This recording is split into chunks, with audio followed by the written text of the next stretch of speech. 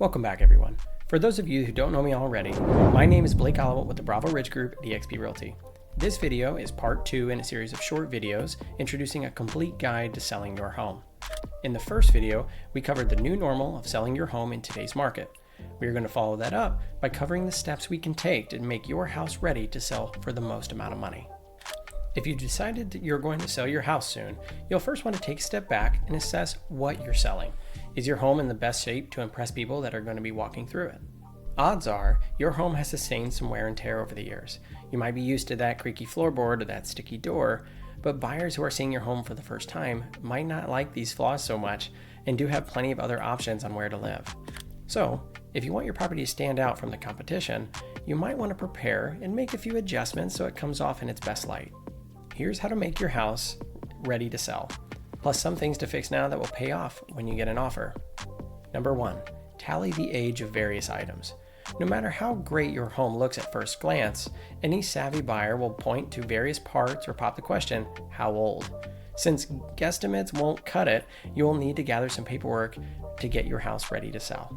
If you purchased your home in the past few years, check your home records or the previous seller's disclosure forms for the age or last repair of big items, namely your roof, HVAC system, water heater, or gutters, or dig up copies of your own maintenance records and receipts. How long items last depends on a lot of factors, such as the model and how well it's been maintained. But you can get a general idea of the average lifespan from the National Association of Home Builders. For example, wood shingle or shake roof, 15 to 30 years. Your central AC unit, 15 years. Electric water heater, 14 years. And your gutters, you'll get 20 to 30 years.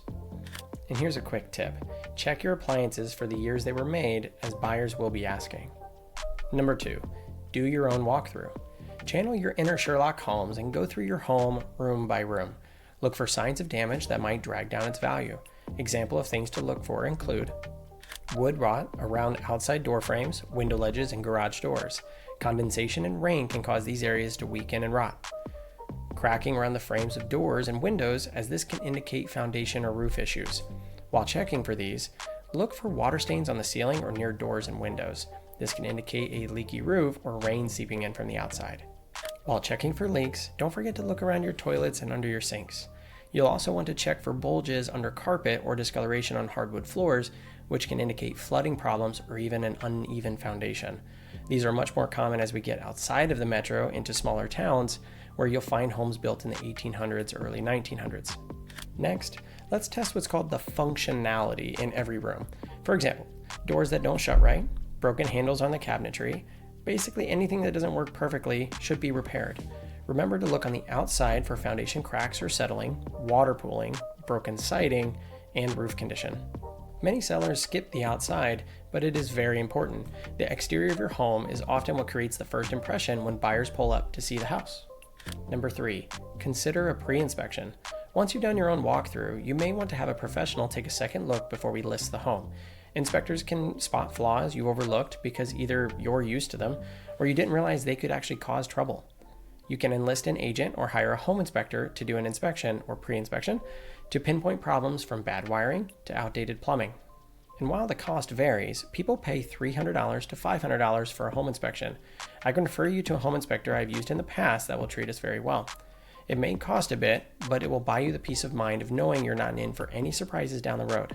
In fact, having a home inspection report handy to show buyers can inspire confidence that they, and you by association, aren't in for any nasty surprises as you move toward a deal.